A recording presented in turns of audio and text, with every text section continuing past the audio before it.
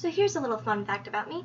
I love social revolution villains. The idea of a villain being motivated by a strong, unyielding belief that will overturn an unjust society really speaks to my inner teenage rebellious spirit.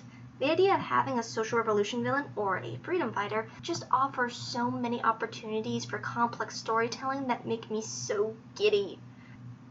The only downside is most writers who incorporate social revolution villains into their stories are wholly inept in writing them. Whether these villains are driven by a political philosophy or a personal ideology, most writers refuse to follow through with their chosen character design. It's actually rather common for these kinds of villains to be outed as either hypocrites or liars.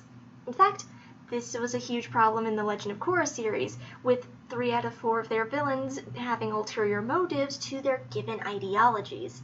Zahir was the only villain in the series who actually believed in his philosophy, but that philosophy was anarchism, and due to its inherent destructive nature, it was easy to dismiss. So the audience is left with either a philosophy that demands very little work to analyze, or with ideologies that are rendered pointless by those who falsely preach them. So when a writer can't follow through with their chosen villain design, they'll just fill the dialogue with vague language. The main goal of a social revolution villain is to replace the current political and social paradigm with their own, so it's not uncommon for them to talk about a society's current inequality or oppression of a lower class. But this leaves room for lazy writers to take advantage of buzzwords. Starlight Glimmer is not a social revolution villain by any means, but because she talks about equality, most people read her as such. Some people even went as far as to claim her town was reminiscent of cultural Marxism. The Legend of Korra series was guilty of this as well, having their villains labeled with scary political jargon that simply evoked an emotional reaction out of their viewers. And if I could tangent about that whole cultural Marxism thing, the term cultural Marxism actually was coined by the Nazis in World War II as a way to denounce Marxist beliefs and is still used by the alt-right today.